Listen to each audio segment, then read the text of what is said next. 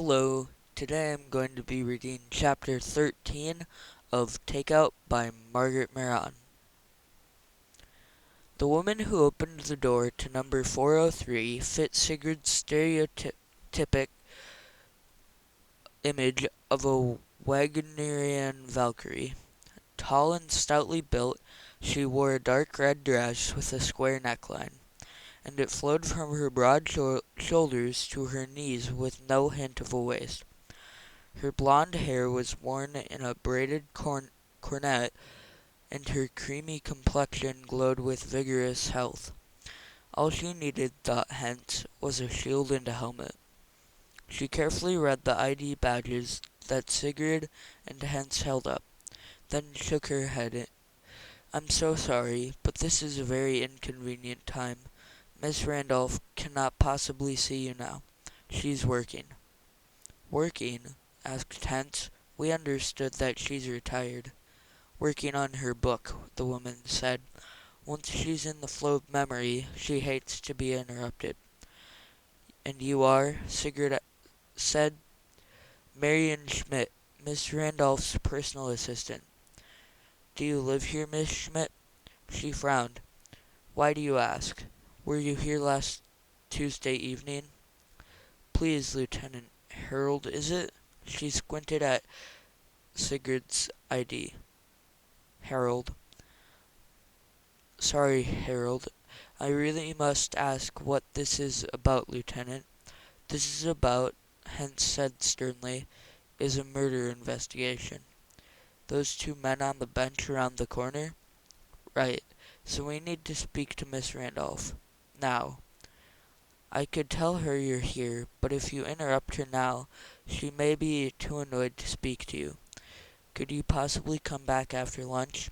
If I tell her to expect you, and give her time to decompress, as it were, she'd be in a much better mood to cooperate, believe me." They looked at their watches. 11:40.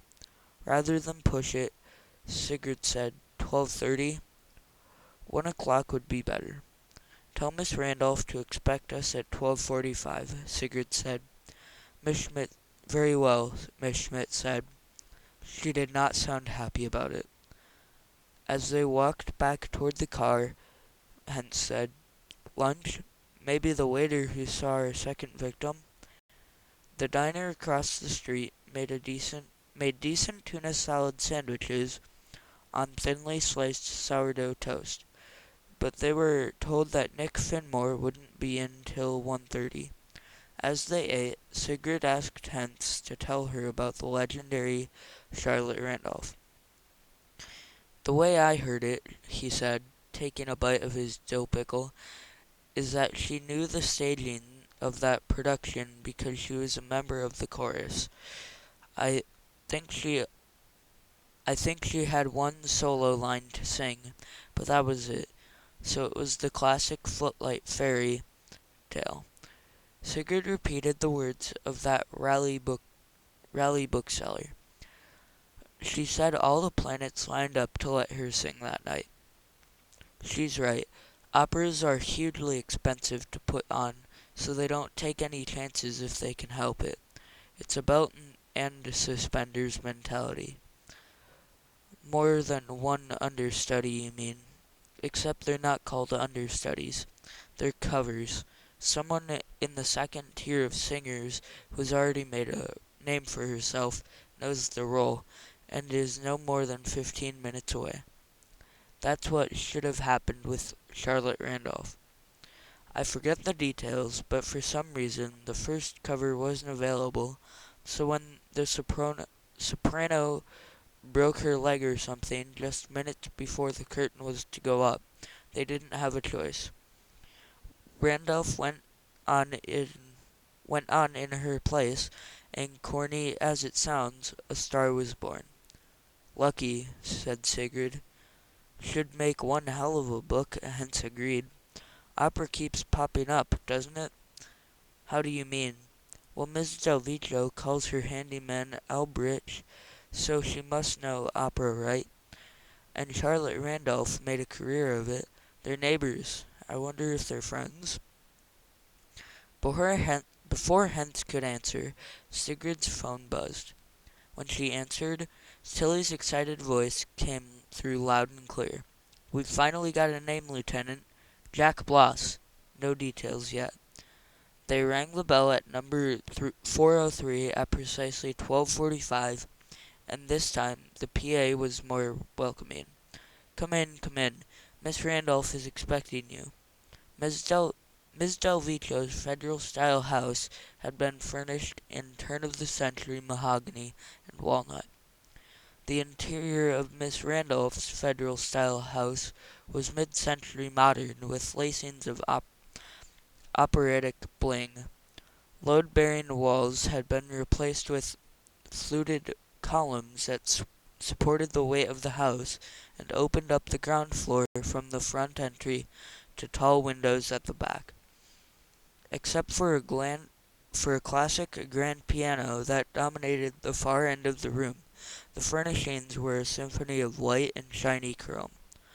The two couches and several chairs were upholstered in white, and the visible frames were either chrome or white plastic. Occasional tables were topped in circles or squares of heavy glass.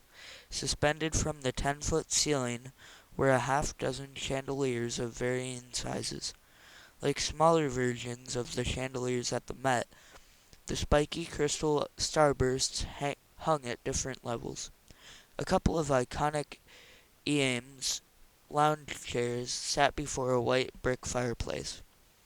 The hardwood floors were stained a rich ebony to echo the piano, and white rugs defined the different areas.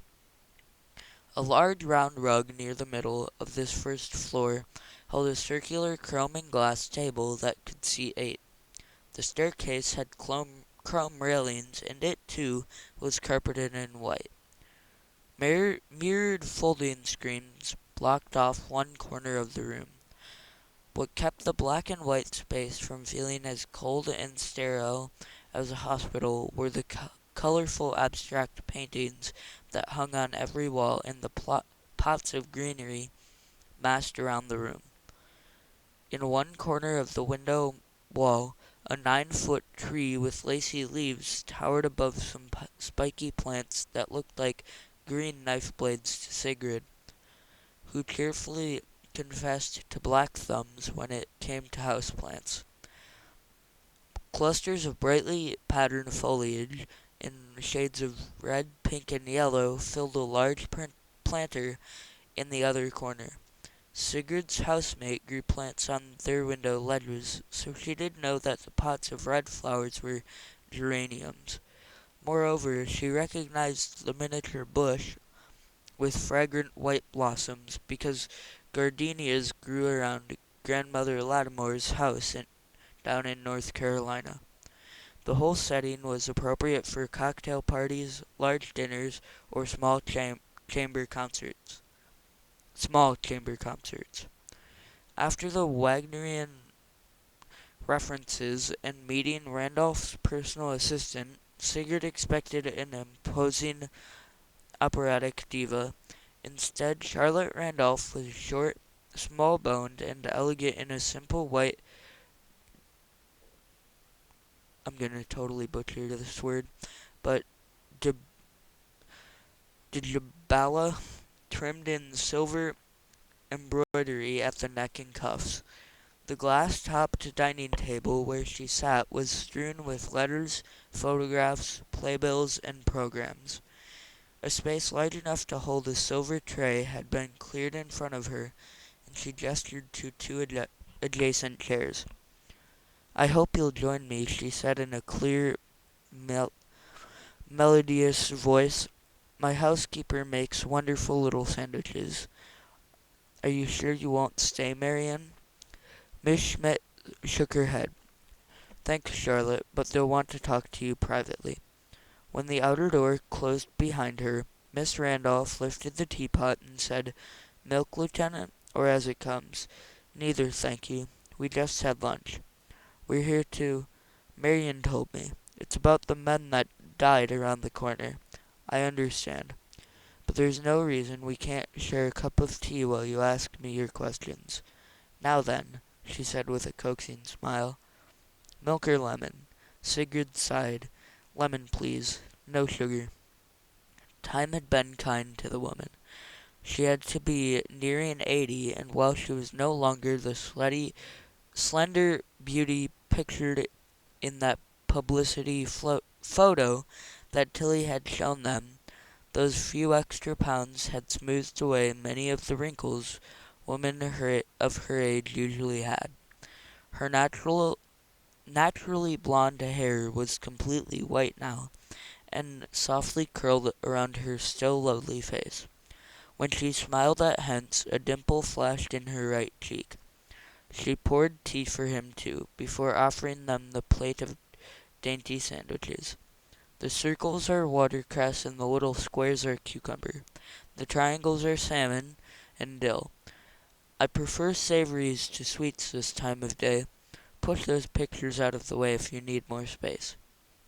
As Hence started to follow her instructions, he paused to examine the pen and ink drawing on top of the nearest pile.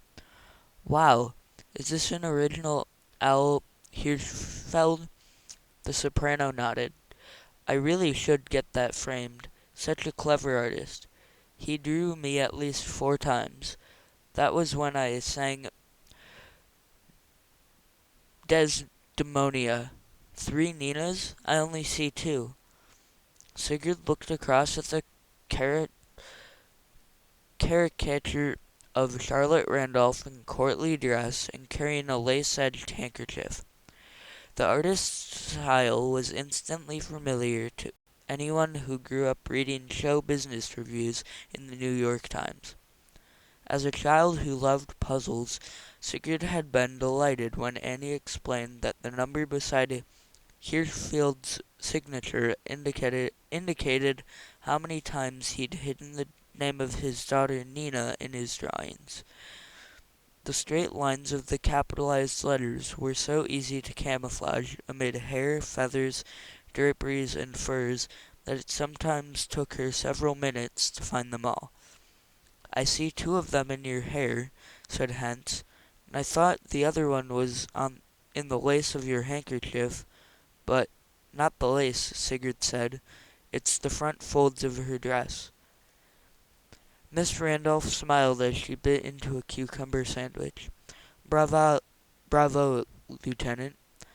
At a nod from Sigurd, Hence opened the folder with the pictures of the 2 dead men. Miss Randolph made a pouty face. Must we do this while I'm eating? I told your people last week that I didn't know those men. My officers said that you occasionally sent food down to them. I did. I do.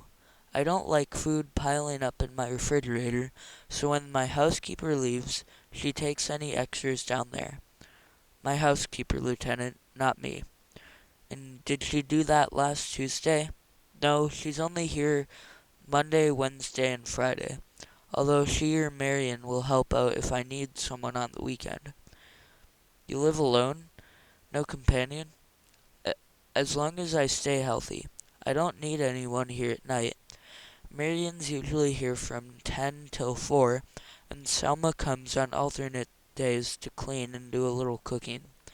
But what do my living arrangements have to do with your investigation? Probably nothing. But please look at these pictures again. Does the name Jack Bloss mean anything to you? Jack Bloss? Was he one of those men? Where are my glasses? She poked through the clutter of paper on the table, then crossed the room to a side table, where she picked up a pair of rimless reading glasses and put them on. Sigurd handed her the doctored photograph of the second dead man. Ah, Miss Randolph said, sadness in her tone. His eyes are open here. Makes all the difference in the world, doesn't it? They say that eyes are the windows to the soul. So true.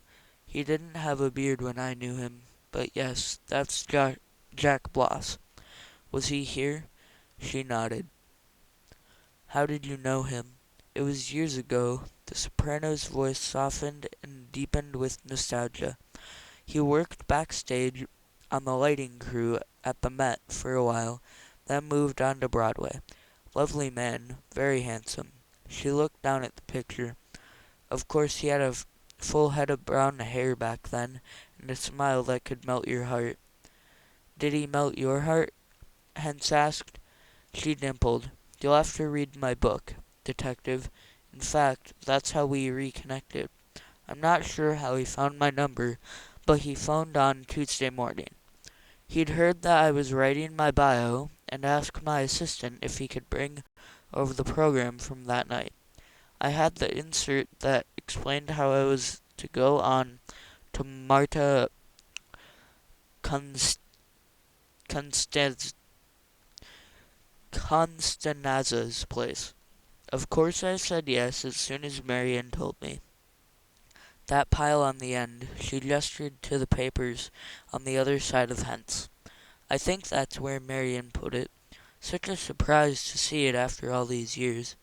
Inserts usually get thrown away quicker than the programs themselves. Hence found the insert and handed it to Sigrid. What time was that? Marian told him 6 o'clock, and he was here on the dot. Did you give him food? Sigrid asked. Food? You said you didn't send any food down to that bench on Tuesday, but on Wednesday morning there was a takeout box for lasagna that we can't account for. Do you know anything about that? Randolph looked embarrassed. You're going to think I'm an awful snob, Lieutenant. I had made reservations at the Red Chameleon, but when he turned up here in those clothes, looking like a tramp, it was clear that he had come down in the world, so I insisted that he take some money in return for bringing me that program. I let him think that the insert made it rare and collectible. We had a few more martinis and talked about old times for maybe another hour. Then I'm afraid I lied some more and said friends were picking me up for a dinner engagement. He said he'd skipped lunch and had thought I might give him dinner. The children had brought me lasagna the night before, and it was still in the refrigerator untouched. I said I hoped he wouldn't be insulted, and he assured me that he wasn't. Then he took it and left, a bit unsteady on his feet, I'm afraid. He was the one who had mixed the drinks, and I wasn't too steady on my own feet after 2 or 3 of them. I wonder if that's why he stopped at that bench. The children? My sister's granddaughter and my third husband's son. Or was Ray the fourth? Her rueful laugh was so contagious that even Sigurd smiled. No, I'm positive he was third. Cameron was fourth. Their names, please? Grace Landers and Ferguson. She frowned. Do you know, I can't remember Ferguson's last name. I've always just called him Ferguson. When you get to be my age, you start losing nouns, names especially. Would you hand me my address book, please? It's that fat red one. Moments later, she looked up in triumph. Abner. Ferguson. Such an ugly name, Abner. No wonder I keep forgetting it. She read out their contact information for Hence to jot down, then said, No one's told me how Jack died. Was he shot? Stabbed? No, he was poisoned, Sigurd told her. Poisoned? How? He shared your lasagna with the other man and both died. There was poison in my lasagna? How did it get there? That's what we're trying to ascertain, said Hence. She looked up at them, her blue eyes wide with puzzlement. So if I had eaten it, who else had access to it? The restaurant, of course, she said slowly. My niece and stepson, Marian perhaps, but not Selma. She wasn't here Tuesday night. But it's absurd to think that Ferguson or Grace would. No, I can't believe it. We'll be contacting them, but in the meantime, we'll need your fingerprints too, for elimination purposes. Charlotte Randolph sat in silence through the sat in silent thought as Hence took her prints. When he was finished and she had wiped her fingers clean, she said, "The other man who died, who was he? Where did where did his food come from?" "The Delvico house," Sigurd said. "Do you know Mrs. Delvico?"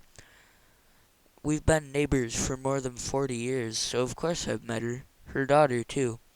"What about her husband, Benito Delvico?" "Oh, yes, I met him several times. He could be quite charming, and of course he loved opera. Almost a cliché, isn't it? An Italian gangster with season tickets to the Met. He used to come down and ask me to sign his programs." That dimple flashed again in her cheek as she confided, "I don't think his wife approved." "Do you take any medication for your heart, Miss Randolph?" "How did you know? Or did you just assume every old woman has a heart condition?" "It's not uncommon," Hence said in a tone that implied that she would never be old in his eyes. "Coumadin?" She gave a grateful shrug. "I've taken it for almost 10 years, for my AFib." "Is that what killed him? But how?" "That's what we're trying to figure out. Would you show us your bottle?" "My bottle?" Her blue eyes widened. "Are you accusing my niece or my stepson of trying to poison me?" "It's just standard procedure," said Hence. But Charlotte Randolph shook her head, and she seemed distressed and apologetic as she rose from her chair. "I'm so sorry, Lieutenant Harold, but I must ask you both to leave. I really don't think I should talk to you any more without my attorney here." When they were gone, Charlotte went up to her bedroom on the next floor, where she unlocked the top drawer of a tall chest and pushed aside several bundles of love letters, each tied with a different colored ribbon. Red for the senator, blue for the governor, green for the millionaire who had wanted to marry her and take her to Wisconsin, nope, take her to Wisconsin, black for the tenor who would have left his very rich wife for her. Briefly, she wondered if men still sent love letters on paper through the post office, or was it all just now, or was it all now as ephemeral as electronic bytes that disappeared with the click of a button. She had touched on her husbands and most of the men in her book, tastefully and discreetly, with just enough details to spice up their chapters in her life. Only one lover had been shrouded in secrecy. But now that Jack was dead, underneath the bundled letters was a flat metal box, its tiny key kept hidden behind the mirror of her dressing table. She unlocked the box, lifted the lid, and chose a letter at random. Like all the others in this box, it began, "Cara Mia." As long as they were in the neighborhood, Sigurd and Hence tried the diner again. This time, the waiter who had seen Jack Bloss last Tuesday afternoon was there, but he had nothing new to add, although it did match Charlotte Randolph's account of when Bloss had arrived at her house. Like I said, he came in around 5:15, 5:30, ordered a cup of coffee, and sat at that table by the window for at least half an hour. Next time I looked over, he was gone. Left his money on the table. Me and the counterman were the only ones working the front, and he didn't see the guy leave neither. As they headed back to the station, Sigurd said, "If Tilly's turned up an address for Bloss, maybe those keys will work, so get a search warrant and check it out."